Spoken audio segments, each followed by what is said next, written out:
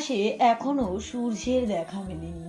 এমন সময় রাহি তাদের ছাদে এসে দাঁড়িয়ে আছে, চোখ তার রিয়াদের রুমের দিকে। বেশ কয়েকটা দিন রিয়াদের সাথে তার কথা হয় না। এর মাঝে রিয়াদ একবারও তাকে কল করেনি, বউয়ের মান ভাঙাতেও না। হয় একবার কল দেওয়া উচিত ছিল, কিন্তু সে এতই কঠিন পুরুষ যে মান ভাঙানো তো দূরে থাক, বরং তাকেই বারবার কল দিয়ে কথা বলতে হয়। রাহি অবশ্য এই জন্যই রিয়াদকে খুব বেশি ভালোবাসে। কথাগুলোর ভাবনার মাঝেই হঠাৎ চোখ পড়ে রিয়াদের বাসার বাহিরের গেটে। এক বোরখা পরা মহিলা ছোট বাচ্চাকে নিয়ে বাসার ভিতরে ঢুকেছে। সেটা দেখে রাগীর বুক ধক করে ওঠে। ওই বাসায় কোনো মহিলা নেই, এমনকি প্রবেশ করাও নিষেধ। রান্না সহ বাসার কাজও পুরুষগণ করে থাকে। তাহলে ওই মহিলা কেন ঢুকেছে? রাহি এক মুহূর্ত দেরি না করে ছাদ থেকে নেমে বাসার বাহিরে চলে যায়। তারপর রিয়াদের বাসার গেটের কাছে যেতেই দারোয়ান দরজা খুলে দেয়। মনে ক্ষোভ আর অনেক প্রশ্ন নিয়ে সে এখানে এসেছে। বাসার মূল গেটে যেতেই একজন আটকালো। সে বলল, ভিতরে যাওয়া নিষেধ। নিষেধ মানে? আমাকে কি তুমি চেনো না? বেশ রাগের সাথে কথাগুলো বলল রাহি। আপনি আমাদের ভাবি হন, আপনাকে না চেনার প্রশ্নই ওঠে না, তবুও ভিতরে যাওয়া নিষেধ। ছেলেটির কথা শুনে রাহি চিৎকার চেঁচামেচি করতে শুরু করে। কি এমন কাজ করেছে যার জন্য আমাকে ভিতরে ঢুকতে দিবে না? লাস্টবার বলছি, ঢুকতে দেবে কিনা? অন্যদিকে রাহির চিৎকার শুনে রিয়াদ ব্যালকনিতে এসে দাঁড়ায়। তারপর উচ্চ গলায় ছেলেটিকে বলল, ওকে ভিতরে আসতে দাও। খ্যাপা ভাগিনী হয়ে আছে আমার কয়েকদিনের আচরণে। দুনিয়াতে আমাকে কেউ ফলো না করলেও এই একজন করে। নিশ্চয়ই কিছু গোলমাল দেখেছে, তাই বাসায় হানা দিয়েছে। কথাগুলো বলে রিয়াদ রুমের ভিতর ঢুকলো আর রাহি বাসার ভিতর। বাসায় ঢুকেই চোখ গেল চম্পার দিকে। কোলে ঘুমান্ত একটা মেয়েকে নিয়ে সে বসে আছে। রাহি ভ্রু কুঁকচে রিয়াদকে জিজ্ঞেস করলো। এই বাচ্চাটা কে? রিয়াদ মুচকি হেসে বলল, আমাদের বাচ্চা। তুই ওর রেডিমেড মা আর আমি বাবা। আজ থেকেও এখানেই থাকবি। খুব শীঘ্রই তোমাকে ওর দেখাশোনা করার জন্য এখানে পাকাপাকিভাবে আনবো। রাহি অল্প বয়সী মেয়ে, তাই সহজেই সবকিছু বুঝতে চায় না। ওর স্বভাবই প্রথমে সন্দেহ করা, তাই সে চিৎকার দিয়ে বলল, এই জন্য তুমি আমার সাথে ঠিক মতো কথা বলো না? তোমার বউ বাচ্চা আছে আর তুমি আমার সাথে পরক্রিয়া করতে, তাই না? তুমি আমার সাথে এটা করতে পারলে? তুমি একটা ধোঁকেবাজ। দাঁড়াও, পৃথাপুর কাছে তোমার নামে কি বলা দরকার বলছি। ধাপ্পাবাজ কোথাকার। চম্পা বেশ বুঝতে পারে নিহিতাকে নিয়ে এই দাম্পত্যের মধ্যে বেশ ঝামেলা হবে, তাই রাহির কথার মাঝে সে বলে উঠল, ওকে তাহলে আমি নিয়ে যাই। ও আমার কাছেই মানুষ হোক। ওকে নিয়ে শুধু শুধু আপনাদের মাঝে ঝামেলা হোক, এটা আমি চাই না। কি বললেন আপনি? এটা কোনো ঝগড়া হলো? আপনি একটু অপেক্ষা করুন, আমি আসছি। বলেই রিয়াদ রাহিকে টেনে নিয়ে গেল। সে জানে রাহিকে কিভাবে ঠান্ডা করতে হয়। ওকে রুমের ভিতর নিয়ে গিয়ে দরজা বন্ধ করে দেয়। আজকে মরিয়া হয়ে রিয়াদি ওর অভিমান ভাঙায়। ওকে ছোট ছোট আদর পরশ বুলিয়ে দিতে দিতেই সব কিছু খুলে বলে, কিন্তু পৃথার ব্যাপারটা গোপন রাখে। রাহি যত দ্রুত মাথা গরম হয় ততই সহজে ঠান্ডা হয়। এবার রিয়াদ রুম থেকে বের হয়ে এসে চম্পার সামনে বসে বলে, ওর মা শুধু ওকে একটা সুন্দর জীবন দেওয়ার জন্য নিজের জীবন বিসর্জন করে দিয়েছে। সেখানে ওকে কিভাবে ফেলে দেই? আমি ভেবেছিলাম ওকে আর হয়তো পাবো না। আপনার কাছে সব শুনেছি। আপনার কাছে সব শুনে এটাই বুঝলাম, নিয়তি বলে অবধারিত কিছু সত্য আছে। ওর ভাগ্য ওকে এখানে টেনে এনেছে। আপনি রেখে যান, আমি নিজেই ওর দেখাশোনা করব। তাছাড়া আমার স্ত্রী আছে ওকে দেখাশোনা করার জন্য। চম্পা এবার ক্ষান্ত হলো। সে অফার করলো, আমার কাছে একজন বিশ্বাসী মহিলা আছে, তাকে কি এখানে পাঠাবো? তাকে টাকা পয়সা দিতে হবে না, আমি সব দিব। সে নিহিতার পরিচর্যা করতো। না, তার প্রয়োজন নেই। আমি বললাম তো, ওর মা আমার উপর বিশ্বাস করে ওকে দিয়েছে। আমি যদি মারাও যাই তবুও ওর কোনো সমস্যা হবে না, আপনি নিশ্চিন্ত থাকুন। চম্পা যেমন করে লুকিয়ে আসছিল তেমনি করেই বাসা হতে চলে গেল। রিয়াদ রাহিকে কাছে ডেকে বলল, কি ওকে মানুষ করতে পারবে তো? রাহি জবাব দেয় না। নিহিতাকে কোলে তুলে নেয় পরম আদরে। ওর আচরণ দেখে যে কে বলবে নিহিতার সাথে তার কত জন্মের সম্পর্ক। নিহিতা খুবই মিষ্টি একটা বাচ্চা, যাকে দেখলে কেউ চোখ ফেরাতে পারবে না। নিহিতা খুব শান্ত শিষ্ট মেয়ে। মাকে সে খুব কম পেত। বেশিরভাগ সময় তাকে একা একাই কাটাতে হতো, তাই কোনো মানুষ ছাড়া সে থাকতে অভ্যস্ত। ক্ষুধা না লাগা অবধি সে কাউকে বিরক্ত করে না। সে চোখ টুল টুল করে রাহির দিকে চায়। রাহি ওর সাথে নিহিতাকে বাসায় নিয়ে যেতে চায়, কিন্তু রিয়াদ অনুমতি দেয় না। বলে, তুমি এসে ওর সাথে সময় কাটিয়ে যেও। তাছাড়া আমার পড়াশোনায় ক্ষতি হবে। নিজের যখন বাচ্চা হবে তখন তাকে নিয়ে সময় কাটিও। এসব কথা শুনে রাহির বেশ ক্ষোভ প্রকাশ করে। সেখান থেকে চলে যায়। সকাল 9:17। দরজায় বেশ কড়াঘাত করছে আফজাল উদ্দিন। এই আদিল, তোরে কাল পই পই করে বললাম আজ চশমাটা বদলাতে যাবো, আর তুই এখনো বেকারে ঘুমাস। এমন শব্দে পৃথার ঘুম ভেঙে যায়। পৃথা চোখ মেলে চেয়ে দেখে আদিল জাগ্রত। পৃথার দিকেই সে চেয়ে আছে। অন্যদিকে আফজাল সাহেবের গলার জোর শুধু বাড়তেই থাকে। তুমি কখন উঠলে? বলেই পৃথা বিছানা থেকে উঠতে গিয়ে আবার উঠতে পারে না, কারণ আদিল ওকে ধরে আছে। আদিলকে একটা ধমক দেয়, কিন্তু কাজ হয় না। পৃথাকে বুকের ভিতর লুকিয়ে ফেলে। পৃথারও মন চায় না উঠতে, কিন্তু দাদা যে হারে হারে ডাকছে। মনে হয় দরজা ভেঙেই ফেলবে।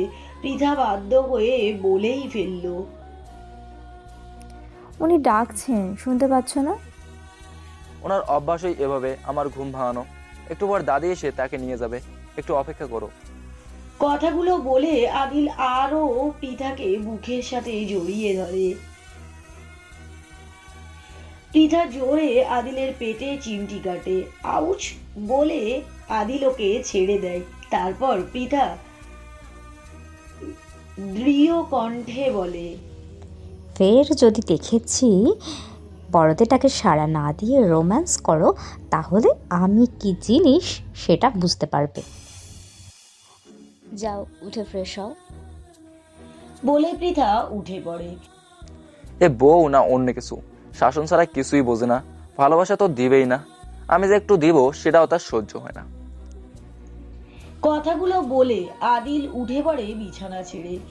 আর এদিকে পৃথা খট করে দরজা খুলতেই পৃথাকে দেখে আদিলের দাদার ভূত দেখার মতো অবস্থা হলো। একটু সময় নিয়ে তিনিই বললেন, আদিল ঘুম থেকে ওঠেনি। পৃথা হালকা গলা ঝেড়ে নিয়ে চোখ পাকিয়ে দাদা শ্বশুরকে জিজ্ঞেস করলো, ইচ্ছে করে এসব করছেন না? সত্যি আদিলকে আপনার প্রয়োজন ছিল?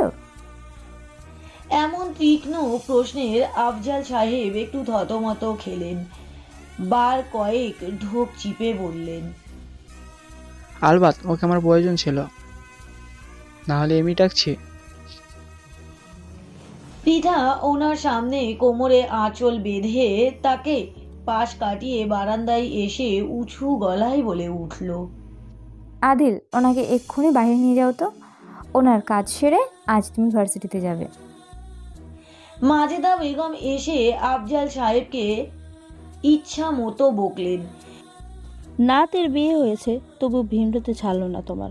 কেন গিয়েছিলে দরজা ধাক্কাতে? তোমার এমন মানায়? সবার সামনে তোমার জন্য না বুঝি নাক কান কাটা যায় আমার। গিন্নির কথা শুনে আফজাল সাহেব মোচেতা মেরে বলে, আমি ভয় পাই নাকি কাউকে? তাছাড়া আমি মজা করতেছিলাম তো। মাঝে মাঝে তুমি এমন করে কথা বলো যে মনে হয় ওরা না, বরং তুমি আমার উপর মহাবিরক্ত। কেন যে তোমাকে ঘরের বউ করে এনেছিলাম সারা জীবন পস্তাতে হচ্ছে। এক কথা দু কথা নিয়ে মাজেদা আর আফজাল এর মধ্যে তুমুল ঝগড়া বেঁধে যায়। তুমি থেকে দুজনের মধ্যে তুই তুগারিতে চলে আসে। আদিল গোসল করা বাদ দিয়ে ভেজা শরীরই ড্রয়িং রুমে চলে আসে ওদের থামাতে। দাদা সাহেব রেগে গিয়ে দাদির গায়ে হাত তুলেছে, আর দাদি তাতে উঠে রুটি বেলানোর বেলুন তুলে বলছেন, আর একবার আয় এদিকে, তোর ঠ্যাং ভেঙে দিয়ে ল্যাংড়া করে রাখবো। সারা জীবন চালাইছিস, আর আজ ছোট ছেলে মেয়ের সামনে গায়ে হাত তুলছিস খচ্চর বুড়া।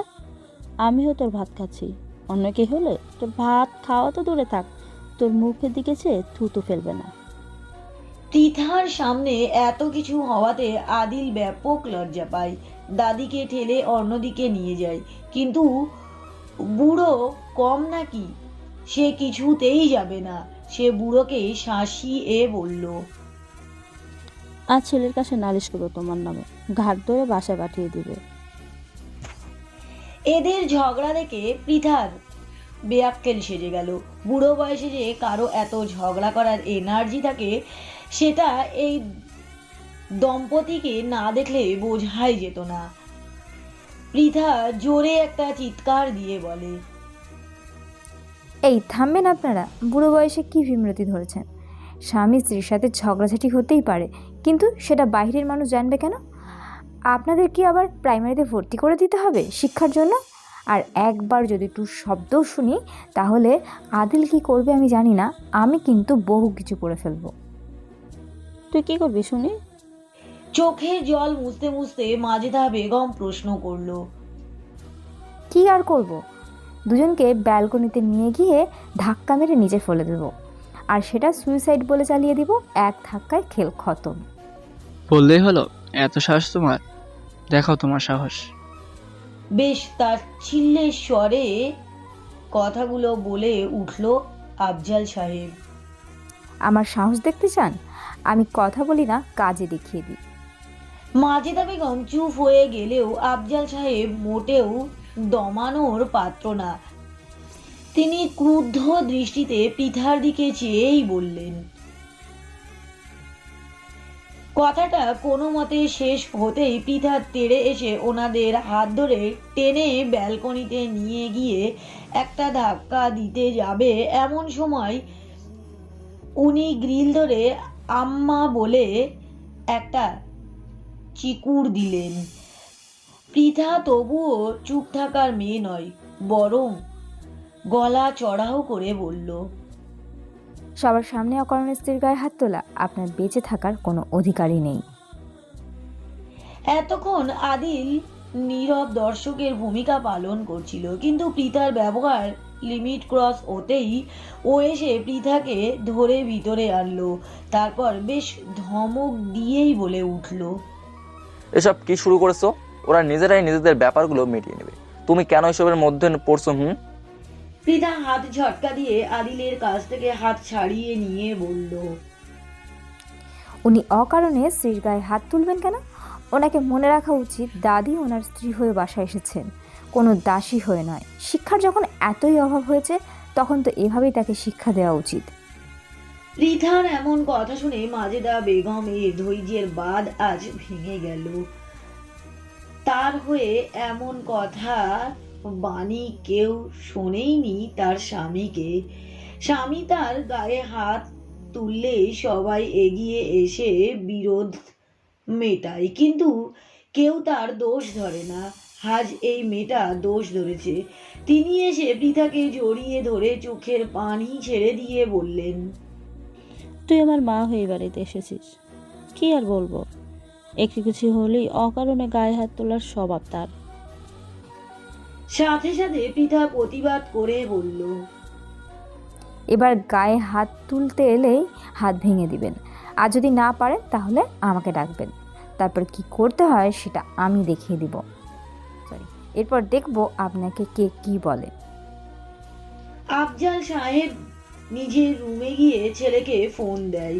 তার ছেলে কল রিসিভ করতেই সে হাউমাউ করে কেঁদে ওঠে, তারপর বলে, তোর পুতের বউ আমার গায়ে হাত তুলে শাসিয়েছে। শিহাবুদ্দিন সবকিছু শুনে পৃথাকে ফোন দিতে বলে। পৃথা ফোন হাতে নিতেই আদিলের বাবা শান্ত গলায় বলল, কি হয়েছে মা? আব্বা তোমার নামে এমন অভিযোগ করছে কেন? বুড়ো বয়সে ভীমরতি ধরেছে, আর সেটাই ছুটাইছি বলে আপনাকে অভিযোগ করেছে। পৃথা আরো কিছু কথা বলতেই শিহাবুদ্দিন বললেন, তাকে একটু কম করে শাসন করো মা। মেয়ে মানুষের অপমান হজম করার শক্তি আল্লাহ তাদের অগাধ দিলেও পুরুষদের তার কিঞ্চিত পরিমাণও দেয়নি। আমি জানি আব্বা আম্মারে কি করেছে, তুমি আর কিছু বলো না, একটু মেনে নাও না মা। পৃথা কথা বলে না আর। কল কেটে দিলে ও রান্নাঘরেই ঢোকে। আদিল এসে ওর দাদাকে বলে রেডি হতে। ওর দাদা খেকিয়ে উঠে বলে, এখন কেন যাব? আগে সকালে খাবার খাবো, তারপর বাইরে যাব। তোর বউকে খাবার দিতে বল। আদিল দ্রুত ওর রুমে গিয়ে গোসল সেরে এসে পৃথার কাছে যায়। অন্যদিকে পৃথা কাজে ব্যস্ত। আদিল ওকে সাহায্য করতে যায়, কিন্তু ওর দাদা ওকে ডাকতেই ওর দাদার কাছে যায়। দাদা ওকে এখানেই আটকে দেয়। ও আজ একা একা কাজ করবে, এটাই তার শাস্তি। এমনি ওর বাবা ওর মাকে মেরে ফেলেনি, ওর মতোই নিশ্চয়ই মুখে মুখে তর্ক করতো স্বামীর সাথে। এই জন্য ওর বাবা অতিষ্ঠ হয়ে ওর মাকে মেরেছে, বেশ করেছে। যেমন কর্ম তেমন তার ফল। এমন কথা শুনে আদিল ওর দাদাকে ইশারায় চুপ করতে বলে আর ধীরে ধীরে বলে, শান্তিমতো খাবার চাইলে আপাতত চুপ থাকো। তাছাড়া খেতার আগুন বেড়ায় লাগতে বেশিক্ষণ সময় লাগে না, শেষে সেই আগুন আমার ঘর পুড়ে সারখার করে দেবে। তাই যা বলছো অনেক বলছো, এখন অন্তত চুপ থাকো। আদিলের কথায় আফজাল সাহেব ক্ষেপে ওঠে। তোর মতো মাদার বেড়া নাকি আমি? আমার দাদাকে দেখেছি শক্ত হাতে সে দাদিকে সামলিয়েছে, এরপর বাপ, তারপর আমি। তোর বাবা কম যায় না, কিন্তু তুই আমার বংশের কলঙ্ক।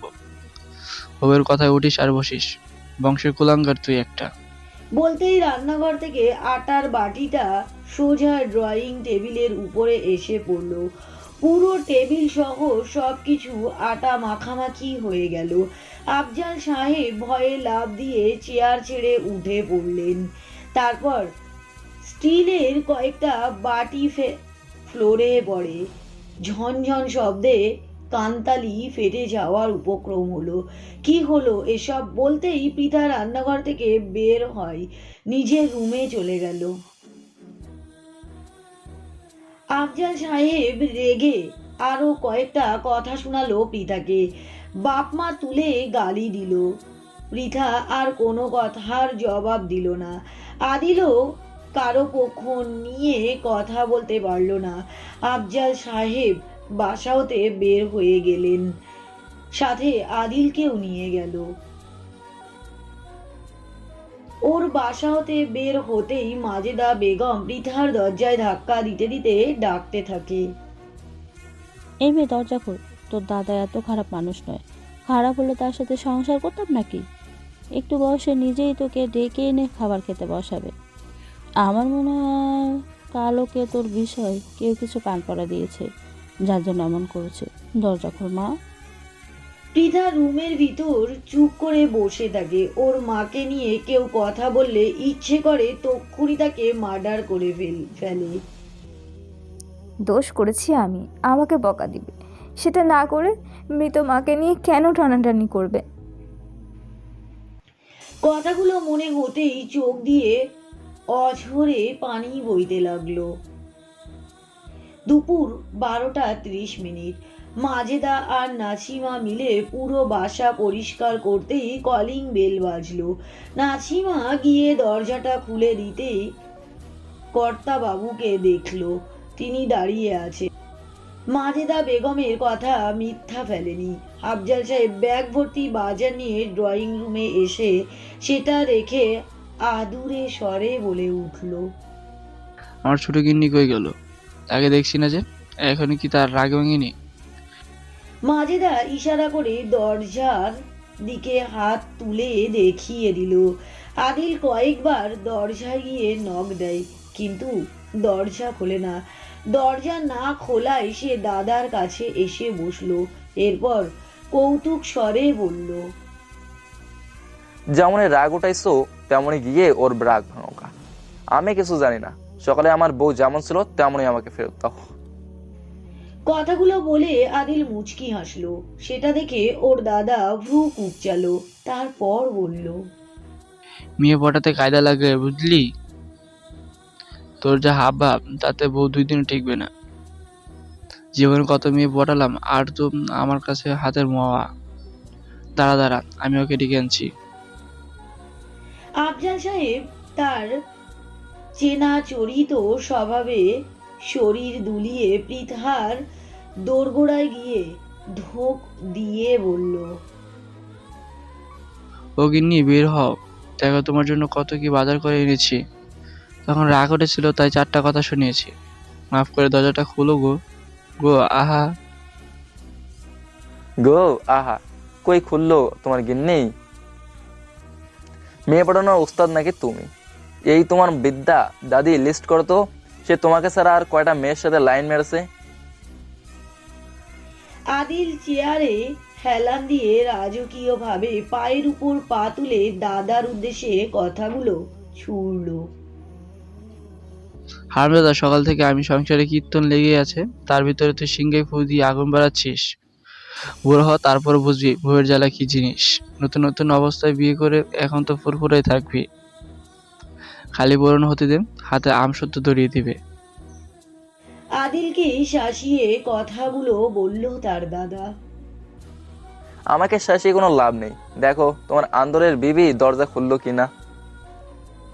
কলেজায় আঘাত দেশ কেন এক কথা বলে?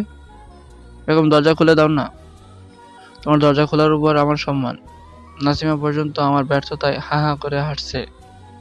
তোমার নামে বাজার থেকে চাঁদপুর ইলিশ এনেছি, মজা করে রান্না করো, দুজনে মিলে কবজি ডুবিয়ে খাবো।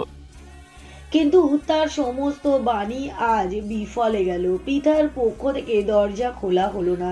সেটা দেখে আদিল তাচ্ছিল্যের একটা হাসি দিয়ে তার দাদির দিকে চেয়ে বলল, তোমার বর বা না জানে কত কি রঙ্গ দেখাইবে। কি দাদা দরজা খুললো? এতক্ষণ ধরে খুলনি তো কি হয়েছে, এখন খুলবে। আমি তো আসল টেকটিং এখনো খাটাইনি, সবুর করো ভাই। বলে তিনি সুর ধরে বললেন, সর্ষে বাটার জোশের দাদা, ঠেঙ্গিয়ে বাজার ভেঙে কাদা, 4টে ইলিশ মাছ কিনেছি। বাদল এমন এই দিনে, ছি। পৃথা খট করে দরজা খুলে দেয়। এতে পৃথার চাহনি দেখে আফজাল মিন মিন করে বলল, বিশেষে মেলায় বন্ত আর ইলিশে মেলায় তৃপ্তি। কথাটুকু বলেই সুর সুর করে আদিলের কাছে এসে চেয়ার টেনে বসে নিচু গলায় বলে উঠল, তোর বউকে এবার বের করে দিচ্ছি, এখন সামলা থাকে। এমন রণচণ্ডিনী বউ আমার জন্মেও দেখলাম না। আদিল পিঠার দিকে চেয়ে বাচ্চাদের মতো হাসি দিয়ে বাজার দেখিয়ে দিয়ে বলল, দাদা তোমার জন্য এসব আনিয়েছে, যাও কাজে লেগে পড়ো, দুপুরে উনি খাবেন। পৃথা আফজাল সাহেবের দিকে একবার চেয়ে গটগট করে হেঁটে বাজারের ব্যাগ নিয়ে রান্নাঘরে ঢুকলো। সেটা দেখে দাদা উঁচু গলায় বলল, ইলিশের ঝোল, মাংস কষা, বেগুনের চাটনি করতে পারবে তো ছোট গিন্নি? জবাব আসে না পৃথার। আফজাল সাহেব কিছুটা মন ভার করে বলল, এই বউ তুই কেমনে সামলাস ভাই? তোমার যেমন রঙ্গনাট্য দেখাতে সময় লাগে না, তেমন বিপরীতে সেও। দেখো রান্না হলে ঠিকই আমার আগে তোমাকে ডেকে পাঠাবে, যাও গোসল করে নাও। কথাগুলো বলে আদিল ওর রুমে চলে গেল। দুপুর 2টা। পৃথা রান্না সেরে এসে দেখলো দাদা নেই। সে তার রুমে উকি দিয়ে দিল। তিনি শুয়ে আছেন। দাদু বলে কয়েকবার ডাক দিল, তিনি সাড়া শব্দ করলেন না। পৃথা এবার গায়ের উপর থেকেই চাদর টেনে নিতেই তিনি ধড়পড় করে উঠে বসলেন। তারপর রাগ দেখিয়ে বললেন, এভাবে কেউ চাদর টান দেয়? আমাকে তোমার স্বামী পাইছ? আমার কি লজ্জা শরম নেই? আপনার লজ্জা সরম বহুত দেখা হয়েছে আমার, এর বেশি দেখতে গেলে ভীমরতি খাবো নিশ্চয়ই, চলেন। বলেই হাত ধরে টেনে বাহিরে এনে দেখলো সবাই খাবার টেবিলে অপেক্ষা করছে ওদের জন্য। আদিল ওদের দুজনকে দেখে দাদাকে উদ্দেশ্য করে বলে উঠল, কি এবার শখ মেটেছে তোমার? তোমরা পারো বটে। এই এখনই কেউ কারো মুখ দেখতে চায় না, আবার সেই একই টেবিলে খাবার খেতে বসছো। কেন তোর হিংসে হয়? ও আমাকে নিয়ে খেতে বসছে বলে নিশ্চয়ই তোর গা জ্বলছে। তাদের মতোই হিংসে মুড়ি হইছস। তোমার পিছে লাগার শখ আমার মেটে গেছে। তা বুড়ো আমার বউকে জানে তাকে রুমের বাইরে আনার কারণে তোমার কাছে তুমি একটা ককটেল পার্টি চেয়েছো? এখানে এই কথা বলছিস কেন? তাছাড়া কথাটা কখন বললাম তোকে? মিথ্যা কথা বলে তার কাছে আমার নাম খারাপ করছিস কেন? তোমার আবার নামও খারাপ হয়? এই চুপ থাকবি না তোর পাতে পানি ঢেলে দিব? বাঘকে ঘুম থেকে কেন জাগাচ্ছিস? বলে আফজাল সাহেব আর পৃথার দিকে তাকাতে সাহস পেল না। সে নীরবে খাবার মুখে তুলল এবং তার প্রশংসাও করতে লাগলো। যাই হোক, সমস্ত ঝামেলা মিটে গেল। সবাই একসাথে খাবারে মনোযোগ দিল। খাবার শেষ করে আদিল কোনো এক কাজে বাসা হতে বের হয়ে গেল। বলল ফিরতে নাকি তার দেরি হবে। রাত 9টা। বান্ধবীর আজ জন্মদিন বলে বাসা হতে বের হয়ে রিয়াদের কাছে এসেছে রাহি। তারপর তাকে ম্যানেজ করে বলেছে আজ বাসায় সে ফিরবে না, সবাই একসাথে বান্ধবীর বাসায় অবস্থান করবে। অনেক ঝামেলা পেরিয়ে মায়ের কাছ থেকে নিজের জন্য সবুজ বাতি জ্বালিয়েই ছেড়েছে রাহি। আজ বাসায় দ্রুত ফিরেছে রিয়াদ। আজ দ্রুত না ফিরলে তাণ্ডব যে শুরু হবে, তাই ব্যস্ততার সমাপ্তি ঘটিয়ে 7টার দিকেই সে বাসায় ফিরেছে। অনেকদিন পর এমন একটা সুন্দর রাত সে পেতে চলেছে। স্ত্রীকে নিয়ে অন্তত একটা রাত সে শান্তিতে ঘুমাতে পারবে। নিহিতা খুব দ্রুতই ঘুমিয়ে পড়েছে। জলদি রাতের খাবার শেষ করে রিয়াদ তার প্রিয়তমাকে বুকে টেনে নিয়ে ভালোবাসার পরশ বুলিয়ে দিতে থাকে। তারপর ধীরে ধীরে আরো গভীরে যায়, একে অপরের সাথে অন্তরঙ্গ হয়ে ওঠে। বিধির লিখন না যায় খণ্ডানো। রাহি জানেই না আজকের পর থেকে রিয়াদ নামক অস্তিত্ব তার জীবন থেকে মুছে যাবে। চন্দনের দলের লোকেরা দুভাগ হয়ে গেছে। 28 জনের সদস্যরা গোপনে একে একে রিয়াদের বাসায় প্রবেশ করে। তারা নিশ্চিত হয়েছে চন্দনের ভাইকে এই রিয়াদই নৃশংসভাবে হত্যা করেছে। রিয়াদ আজ তাদের ভিকটিম। আজই ওর জীবনের শেষ দিন।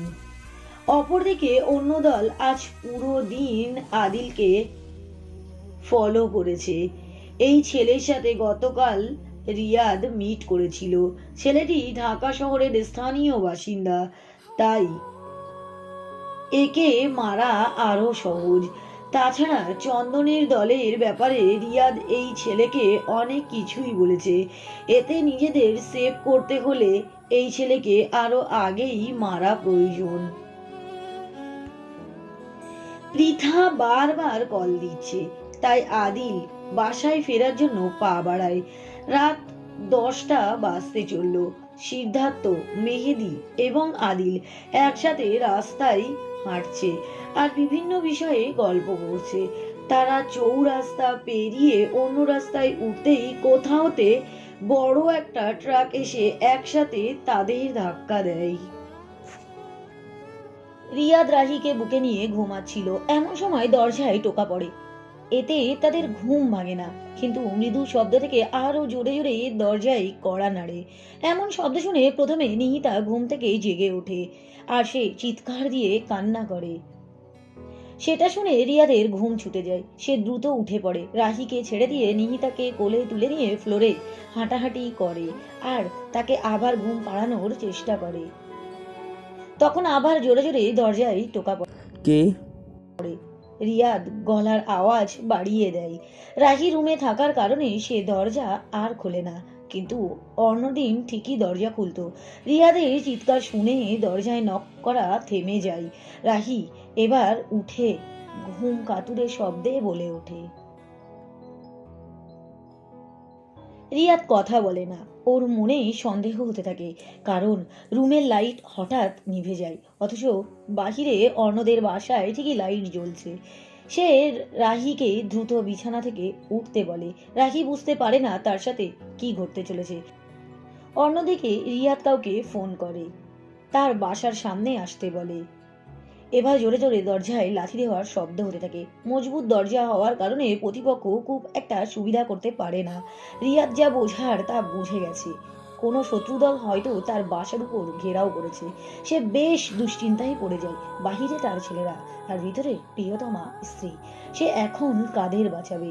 অন্যদিকে দরজা একের পর এক আঘাত পড়তেই থাকে। রাহি রিয়াদকে শক্ত করে জড়িয়ে ধরে কাঁদতে থাকে, এমনকি নিহিতা পর্যন্ত ভয়ে ওর গলা জড়িয়ে ধরে। রিয়াদ রাহির কোলে নিহিতাকে দিয়ে বলে, আমার যদি কিছু হয়ে যায় তাহলে তুমি নিহিতাকে মানুষ কইরো। যদি সেটা নাও করতে পারো তাহলে পিতার কাছে পাঠিয়ে দিও। ওর যাবতীয় খরচপত্র একটা লোকের কাছে গচ্ছিত রয়েছে। সে তোমাকে কিংবা পিঠাকে খুঁজে নিবে। আর যদি তোমরা কেউ নিহিতাকে নিতে না পারো তাহলে ওই বৃদ্ধের কাছে ওকে দিয়ে দিও। রাহি হাউমাউ করে কেঁদে ওঠে, এক হাতে রিয়াদকে জড়িয়ে ধরে বলে ওঠে, কি হয়েছে? তুমি এসব কথা কেন বলছো? কিচ্ছু হবে না তোমার। আমরা এখান থেকে পালিয়ে বহু দূরে চলে যাব। চলো আমার সাথে। কথাগুলো বলে রিয়াদকে সে টানতেই রিয়াদ ওর হাত ছেড়ে দিয়ে বলে, তা হয় না, আমার দায়িত্ব অনেক, ছেলে আছে, তাদের রেখে আমি সুখের সন্ধানে যেতে পারবো না। দায়িত্ব বড় কঠিন জিনিস। রিয়াদ রাহিকে টেনে নিয়ে গিয়ে ব্যালকনিতে রেখে বলে, কোনো কথা বলবে না, সুযোগ পেলেই এখান থেকে নিঃশব্দে চলে যাবে। আমি চাই না কেউ জানুক তুমি এই বাসায় ছিলে। রাহি কোনো কথা না বলে রিয়াদকে ঝাপটে ধরে ফিকরে উঠে বলে, আমরা একসাথে জন্মাইনি, কিন্তু একসাথে মরতে তো পারবো। পাগলামি করো না। বলে রিয়াদ রুমে এসে ব্যালকনির দরজাটা বন্ধ করে দিয়ে ডয়ার থেকে রিভলভার নিয়ে তাতে সাইলেন্সার লাগিয়ে দরজা আস্তে আস্তে করে খুলে দেখে ঘুটঘুটে অন্ধকার। সে পুলিশকে ফোন করে জানতেও পারে না, কারণ তার বাসায় বেআইনি মালপত্র রয়েছে। দরজা খুলতেই একসাথে কয়েকটা আলো এসে তার চোখে চড়াও হলো। সে বাম হাতে করে একটা বড় ফ্লাওয়ার বাজ নিয়ে এসেছিল, সেটার বিপরীত দিকে ছুঁড়ে মারতেই লাইটগুলো সব নিচে পড়ে যায়। রিয়া দ্রুত বাহির থেকে দরজা লাগিয়ে দিয়ে সেখানে তালা মেরে শত্রুদের উপর ঝাঁপিয়ে পড়ে। অনেকের সাথে হাতাহাতি হতেই লাইট জ্বলে ওঠে। রিয়া দেখে ওর ছেলেদের একসাথে বেঁধে রাখা হয়েছে। সেটা দেখে ওর মাথায় রক্ত উঠে যায়। নিখুঁত টার্গেটে গুলি ছুঁড়ে দেয় এক শত্রুর বুকে, সাথে সাথে শত্রুর বুক ঝাঁঝরা করে ফেলে। পিছন থেকে এক বিশাল দেহী ছেলে এসে রিয়াদকে জাপটে ধরে। এতে তার সাথে ধস্তাধস্তি হতেই রিয়াদের হাত থেকে রিভলভার পড়ে যায়। এই সুযোগে একসাথে 5 জন রিয়াদের উপর আক্রমণ করে আর কিছু লোক দরজা খুলতে যায়। রিয়াদের গায়ে সমস্ত শক্তি দিয়ে একটা ঝিটকান দিয়েই ওই লোকেদের দরজার কাছ থেকে টেনে এনে সবাইকে সর্ধ নিচে ঝাঁপ দেয়। এতে একসাথে 9 জন সহ রিয়াদ নিচে পড়ে গিয়েই ব্যথায় পিঠ চাড়িয়ে তোলে। বাকিরাও বেশ আহত হয়। অন্য ছেলেরা এসে রিয়াজকে টেনে তুলেই বেদম মারতে থাকে। তারপর বলে, দাদা ওকে এখানেই মারতে বলেছে। হারামজাদা আমাদের হামান দাদাকে খুন করেছে, একে তো আমি নিজে হাতে খুন করব, শুধু এর জন্য এত কিছু হয়েছে। কথাগুলো বলেই রিয়াদের বুকে লাথি মারে কয়েকটা, তারপর বিশাল একটা চাকু বের করে সেটা দিয়ে রিয়াদের পেট এফোড় ওফোড় করে দেয়। রিয়াদ থরথর করে কেঁপে ওঠে, ক্ষত স্থান থেকে চুঁয়ে চুঁয়ে রক্ত পড়তে থাকে। ব্যথায় ওর কপালের শিরাগুলো ফুলে ওঠে। এক ব্যথার যন্ত্রণা শেষ না হতে পরপর আরো কয়েকটা ছুরির আঘাত পড়ে তার শরীরে। এমন দৃশ্য দেখে আড়াল থেকে বের হয়ে আসে অন্য একটা ছেলে। সে রিয়াদের কাছে ছুটে আসতেই ওকে বাঁচাতে এতে হত্যাকারী তার গলায়ও ছুরি বসিয়ে দেয়। ছেলেটি ওখানেই ধর করে ফ্লোরে পড়ে যায়, তারপর কয়েকবার কাঁপুনি দিয়েই শেষ নিঃশ্বাস ত্যাগ করে। এইসব ঘটনার সাথে অপরদিকে অন্য ঘটনা ঘটে। একটা ছেলে পাইপ বেয়ে এসে রাহিকে ওখান থেকে গোপন পথ দিয়ে বের করে আনে, তারপর তাকে বলে, আপনি দ্রুত বাসায় চলে যান, এখানে খুব খারাপ কিছু হতে চলেছে, এখানে থাকলে আপনিও মারা পড়বেন। রাহি কান্না করতে করতে বলে, আমার জীবন থাকতে আমি এখান থেকে যাব না, আপনি আমাকে রিয়াদের কাছে নিয়ে চলুন। ভাবি, বোঝার চেষ্টা করুন, আজ যে ওই বাসার ভিতরে যাবে সেই লাশ হয়ে ফিরবে। আপনি শুধু ভাইয়ের জন্য দোয়া করুন, উনি যেন সহি সালামতে থাকে। রাহি ছেলেটির কথা শোনে না। সে কাঁদতে কাঁদতে নিহিতাকে রাস্তায় রেখে দিয়েই রিয়াদের বাসার দিকে ছুটতে থাকে।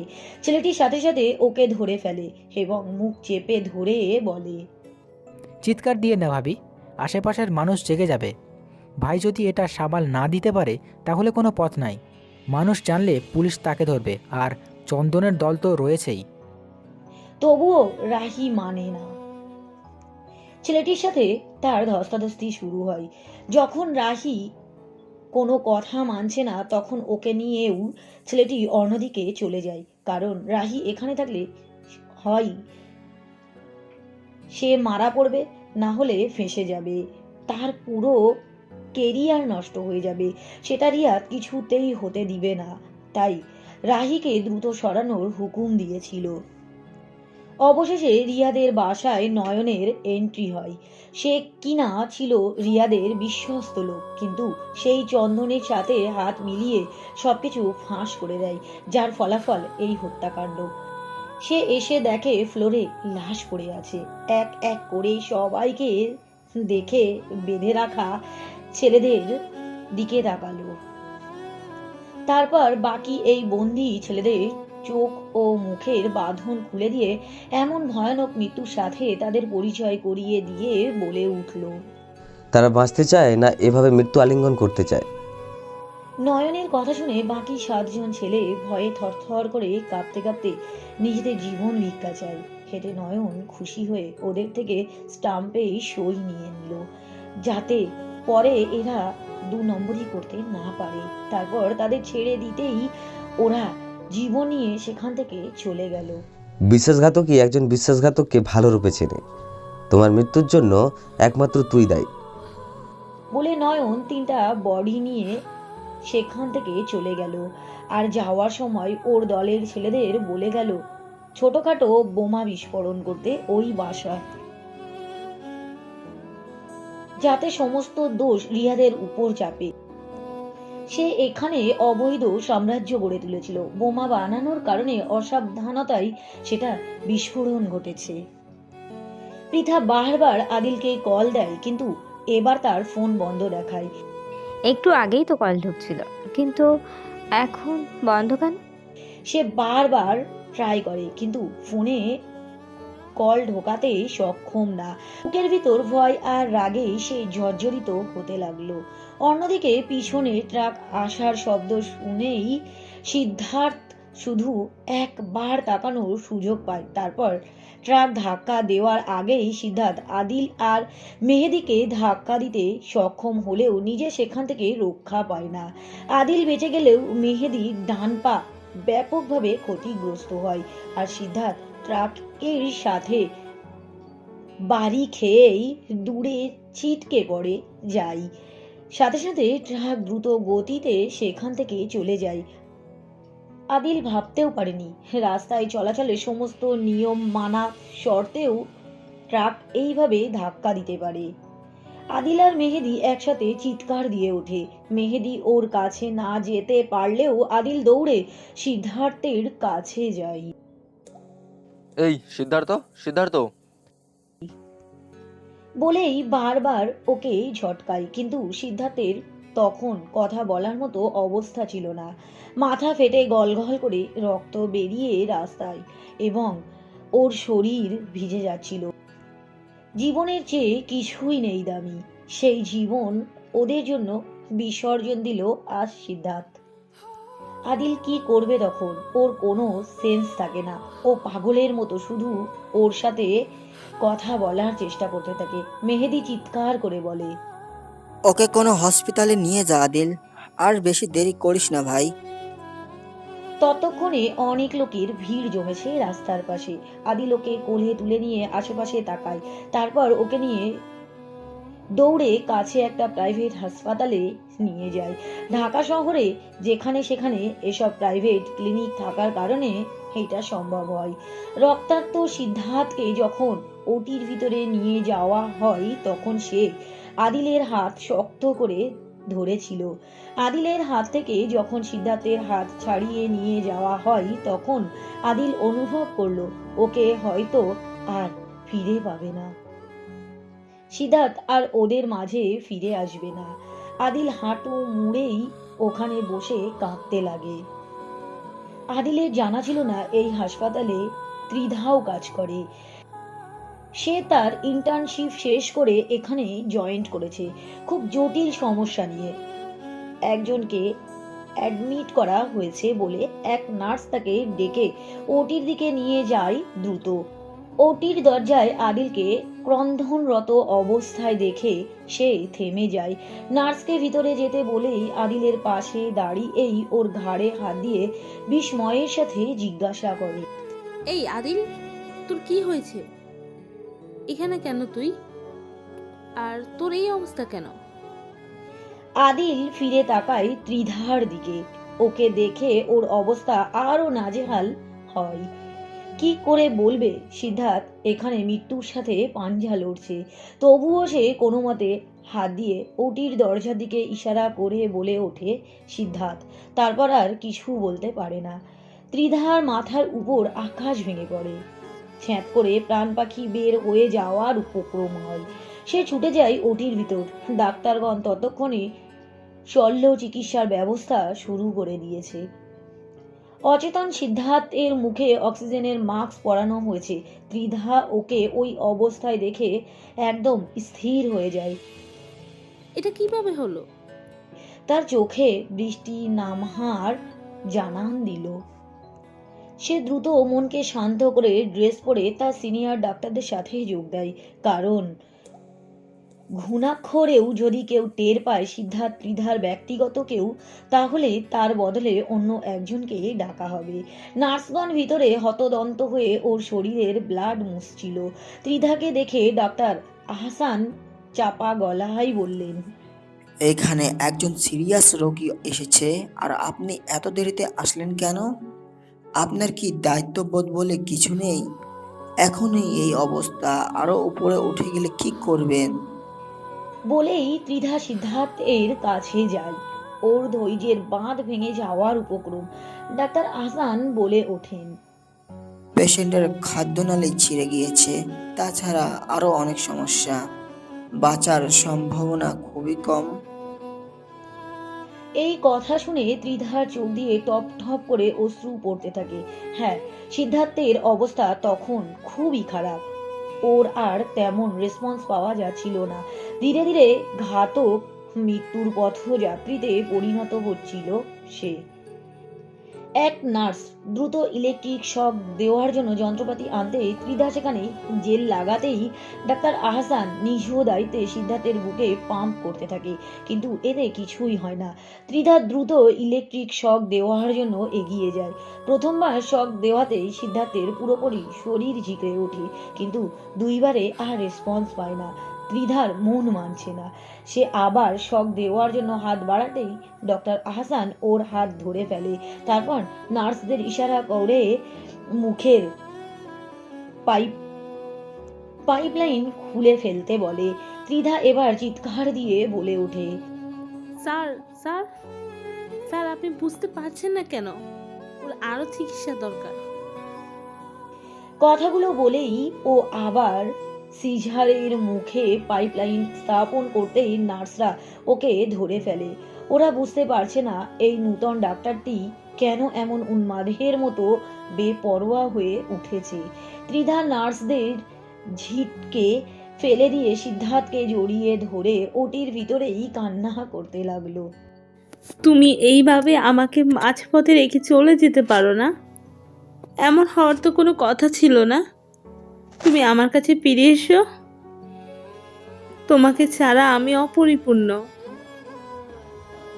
আজই ত্রিধার প্রথম দিন ছিল এই হাসপাতালে কাজ করার, আর আজই তার হাতেই তার প্রিয় মানুষটির প্রাণ ত্যাগ করলো।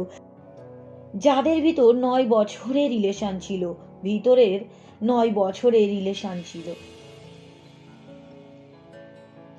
সিদ্ধার্থের পরীক্ষা শেষ হওয়ার পর দুই পরিবারের সম্মতিতে যাদের বিয়ের পিঁড়িতে বসার কথা ছিল, ত্রিধার কান্নায় পরিবেশ ভারী হয়ে উঠল। জয়েন্টের প্রথম দিনই প্রিয় মানুষের মৃত্যু যে কোনো ইতিহাসের নজিরবিহীন ঘটনা হয়ে দাঁড়ালো। ডক্টর আহসান অর্ণদের ত্রিধাকে বের করে আনার আদেশ দিয়েই ওটি থেকে বের হয়ে এলেন। তিনি বের হয়েই দেখলো সেখানে অনেক ভিড়। সিদ্ধার্থ এর বাবা মা সহ ওর সব বন্ধু বান্ধব সেখানে উপস্থিত ছিল। ওর বাবা ডাক্তারের কাছে গিয়ে ছেলের কথা জিজ্ঞেস করতেই তিনি মাথা নাড়িয়ে জানান সে আর বেঁচে নেই। উপস্থিত সবার চোখ ছিল তখন ডাক্তারের দিকে।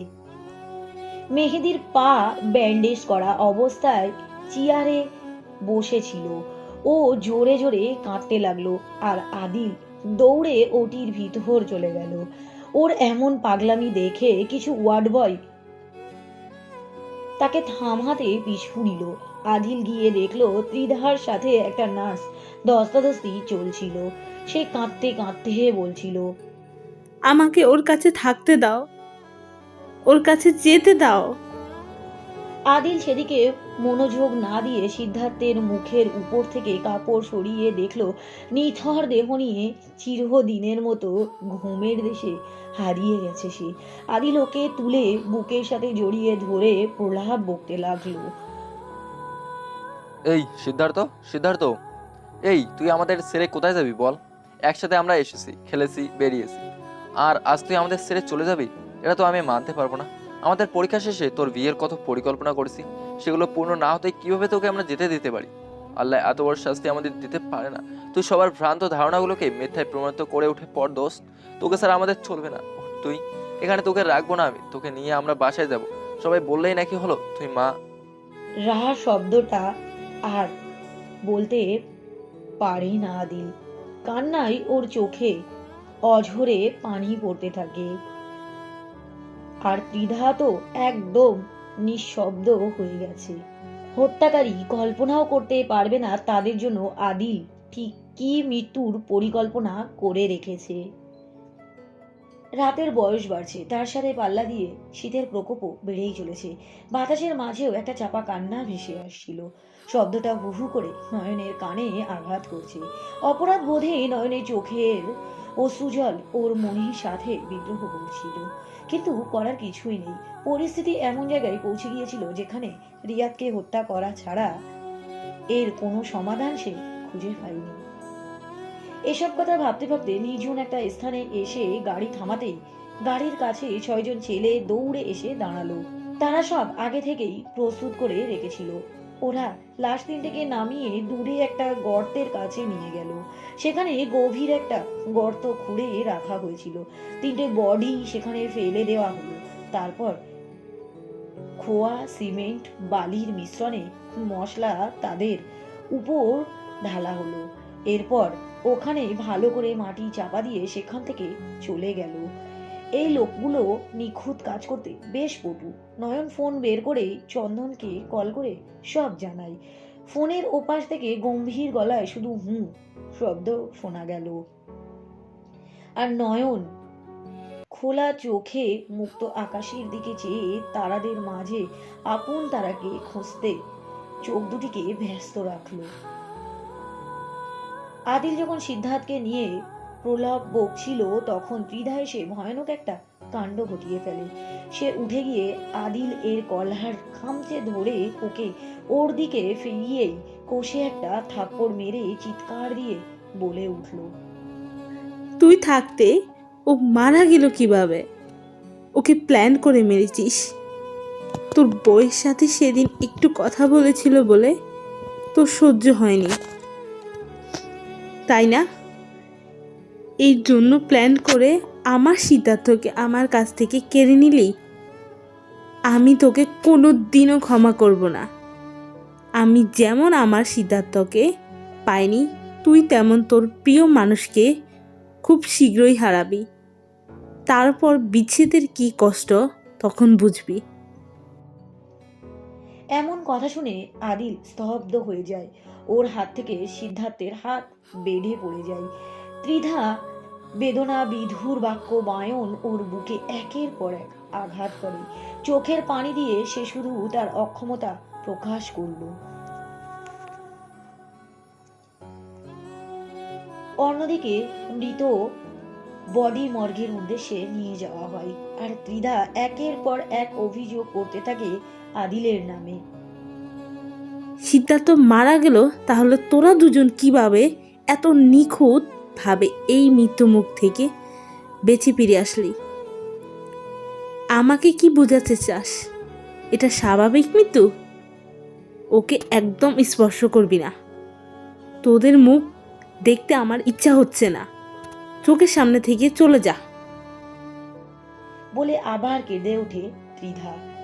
আদিল ধীর পায়ে ওটি থেকে বের হয়ে এলো। অন্যদিকে সিদ্ধার্থের বাবা মায়ের কান্নায় আশেপাশের পরিবেশ ভারী হয়ে উঠেছে।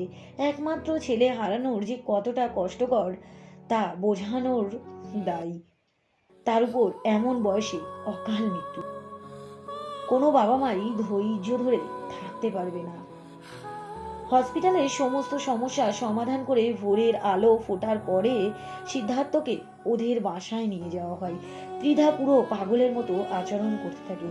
স্থানকাল ভুলে শুধু সিদ্ধার্থের বডি দিকেই ছুটে যায় আর প্রলাপ বকতে থাকে। ওর মৃত শরীরের দিকে চেয়ে অশ্রুসিক্ত কণ্ঠে বলে, তোকে যারা আমার কাছ থেকে কেড়ে নিয়ে গেছে তারা কোনো দিনও সুখী হবে না। আজ আমি কাঁদছি, কাল তারা কাঁদবে। তাদের কোনো ক্ষমা নেই। ও চিৎকারময় কান্নায় উপস্থিত মানুষদের মাঝে এমন কেউ নেই যে তারা কাঁদতে বাধ্য হলো না। সবার চোখের পানিতে সিদ্ধার্থ যেন ভাসছে। বেলা বাড়তেই রাহিকে লুৎফার নামে ছেলেটি প্রাইভেটে করে ওদের বাসায় নিয়ে আসে। পুরো রাত দুচোখের পাতা এক করেনি রাহি। এক কান্নায় রাত কাটিয়েছে। অস্বাভাবিক রকমের চোখ ফোলা দেখে রাহেলা বেগম চমকে ওঠে। এমন হাল কেন রাহির? রাহি কিছু বলতে পারে না। চোখের পানি আর মাকে দেখাতে পারে না। সে রুমের ভিতরে গিয়ে দরজা বন্ধ করে দিয়ে উথাল পাতাল হয়ে কাঁদতে থাকে। বারবার জানালার কাছে গিয়ে রিয়াদের বাসার দিকে তাকায়। সেখানে অনেক পুলিশ সদস্যরা দাঁড়িয়ে ইনভেস্টিগেশন করছিল। রাহি না চিৎকার করে কাঁদতে পারছে না কাউকে বলতে পারছে তার মনের কথা। সে জানে না রিয়াদের কি অবস্থা হয়েছে। আল্লাহ এত বড় নির্মম শাস্তি তাকে কিভাবে দিতে পারলো? রিয়াদকে ওর বুকের ভিতর থেকে টেনে বের করে মৃত্যুর মুখে ফেলে দিল। রাহির মন তার প্রভুকে এগুলো বলে প্রশ্নবিদ্ধ করছে বারবার। অন্যদিকে আশিকুর জামান বাসায় নেই। কোনো একটা কাজে দেশের বাইরে ছেলেকে নিয়ে অবস্থান করেছে। বাসায় আবিদাও নেই। রাহিলা বেগম রাহির দরজা বারবার ধাক্কা করে। রাহি, দরজা খোল। কি হয়েছে মা? ভালো মেয়ে তুই, বাসা থেকে বের হয়ে গেলি আর আসলি এরকম চেহারা নিয়ে? লুৎফার বাধ্য হয়ে রিয়াদের সাথে রাহির একটা সম্পর্ক আছে সেটা খুলে বলল, যাতে তারা আপাতত কিছুদিন রাহিকে ঘরবন্দি করে রাখে আর নিহিতাকে তাদের কাছে রেখে দিয়েছে। লুৎফার কথাগুলো বলে যখন বাসা হতে চলে গেল তখন রাহেলা বেগম সব শুনে রাগে যেন মূর্ছা যাবেন। এক সন্ত্রাসীর সাথে রাহির কিভাবে সম্পর্কে জড়ালো, এত কিছু শুধুমাত্র পৃথার জন্য হচ্ছে। ওকে এখানে না নিয়ে আসলে এসব কিছুই ঘটতো না। রাহেলা বেগম পৃথাকে অভিশাপ দিতে দিতে রাফাতকে কল করে সবকিছুই জানালো। রাফাত সেখান থেকে হুকুম দিল রাহিকে যেন কড়া শাসনে রাখা হয়, তারপর দেশে ফিরে ওর ব্যবস্থা নেওয়া হবে। রাহেলা এসে দরজায় ধাক্কা দেয়। এই রাহি, দরজা খুল বলছি। তোকে লেখাপড়া শিখেছি এমন নিচু কাজ করার জন্য? আমাদের মান সম্মানের কথা একবারও ভাবার মতো তোর সময় হলো না? তোর মতো মেয়ে থাকার চেয়ে না থাকাই আমার জন্য ভালো ছিল। মানুষের কানে যদি একবার এই কথাগুলো যায় তাহলে আমরা কিভাবে মুখ দেখাবো তাদের সামনে? মিথ্যা কথা বলে এই বাসায় গিয়ে পরপুরুষের সাথে রাত কাটিয়েছিস। ছি, তোর মুখ দেখার ইচ্ছেও করছে না আমার। এমনি রাহি পুরো দমে বিধ্বস্ত, তার উপর এমন বাক্য বায়নে ওর আর নিজেকে ঠিক রাখতে পারছে না। তাছাড়া ছোট মেয়ে, তাই কিছু না ভেবেই হুট করে সিদ্ধান্ত নিয়ে ফেললো। যে দুনিয়ায় রিয়াদ নেই সেখানে তার বেঁচে থাকার কোনো অধিকার নেই। তাই সে একটা চেয়ার খাটের উপরে তুলে তার উপরে দাঁড়িয়ে ওড়না ফ্যানের সাথে টানিয়ে গলায় ফাঁস তৈরি করে গলায় পরে নিল। কাঁদতে কাঁদতে সে সবাইকে মুক্তি দিতে চাই তার থেকে, কেবল চেয়ার থেকে লাফ দিবে এমন সময় মায়ের কণ্ঠে পৃথার নাম শুনে সে থমকে গেল। ওর মা বারবার পৃথাকে বকা দিচ্ছিল। রাহি কিছু একটা ভাবে। রিয়াদ তাকে অনুরোধ করেছিল নিহিতাকে যেন পৃথার কাছে দিয়ে আসে। তখনই সে গলা থেকে ফাঁস খুলে নিচে নেমে ডয়ার থেকে টাকা বের করে কোনো রকমে গায়ে ওড়না জড়িয়ে দরজা খুলল। রাহেলা বেগম খাটের উপর চেয়ার আর ফ্যানে ওড়না বাঁধা থেকে চমকে ওঠে। উনি রুমের ভিতরে ঢুকে কেঁদে উঠলেন। এই সুযোগে রাহি বাসা থেকে এক দৌড়ে ছুটে পালালো। রাহেলা বেগম ওর পিছু ছুটল। রাস্তায় নেমে একটা ট্যাক্সি নিয়ে পৃথার কাছে রওনা দিল রাহি। রাহেলা বেগমও সেটা দেখে দারোয়ানকে গেট খুলে দিতে বলেই নিজেদের গাড়ি বের করে রাহির পিছু নিল। তিনি ধীর গতিতে রাহির ট্যাক্সির পিছনে চলতে লাগলেন। এরপর পৃথাদের বাসায় এসে ট্যাক্সি নেমেই দারোয়ানের সাথে কিছু কথা বলে রাহি ভিতরে ঢুকলো। পুরো রাত পৃথা আদিলকে কল দিয়েছে আর চোখের পানি ফেলেছে। সকালে আদিলের বাবাকে কল করে জানানো হয়েছে আদিল বাসায় ফেরেনি আর ওর নম্বরটাও বন্ধ। আদিলের দাদা মাঝরাত অব্দি আশেপাশে খোঁজাখুঁজি করেছে কিন্তু লাভ হয়নি। পুরো বাসায় সবার অবস্থা খারাপ, কারো মুখে খাবার আর ওঠেনি।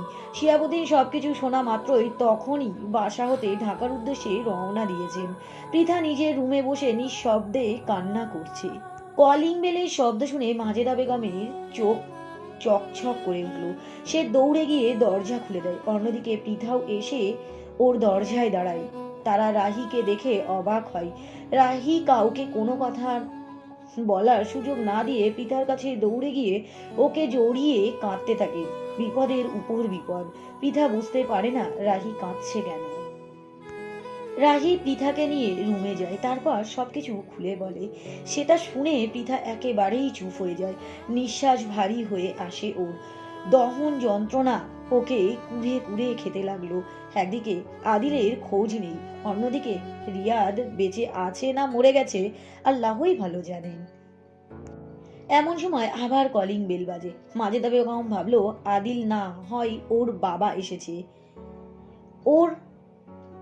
তাই তিনি দ্রুত দরজা খুলে দিয়ে দেখলেন রাহির মা দাঁড়িয়ে আছে।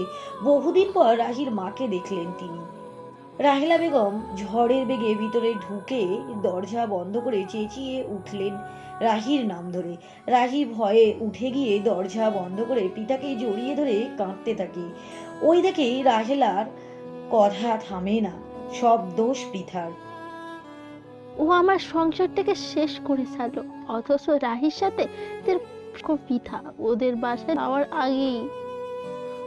মহিলা সব জেনেও মিথ্যে অভিযোগ করছে পৃথার নামে। পৃথা বুদ্ধিমতী মেয়ে, সে রাহির থেকে ওর বাবার নম্বর নিয়ে কল দিল তাকে। তারপর তাকেই রাহির পরিস্থিতি বর্ণনা করে শেষে একটা কথাই বলল। দোকান খালামণি যদি রাহিকে এখন বাসায় নিয়ে যায় তাহলে জীবনেও রাহিকে তারা পাবে না। সে সুযোগ পেলেই হয়তো সুইসাইড করতে পারে। আশিকুর সাহেব সব শুনে কঠোর গলায় বললেন, রাহেলাকে এখনই গলা ধাক্কা দিয়ে বাসা থেকে বের করে দাও। আমি আজই দেশে ফিরছি। কিছুক্ষণ পর আবিদা ওখানে গেলে ওকে আবিদার সাথে পাঠিয়ে দিও। তারপর কল কেটে দিয়ে উনি তার স্ত্রীকে কল দিয়ে কঠোর গলায় বললেন, কোনো রকম আর একটা শব্দ মুখ থেকে বের না করে ওখান থেকে চলে আসে যেন।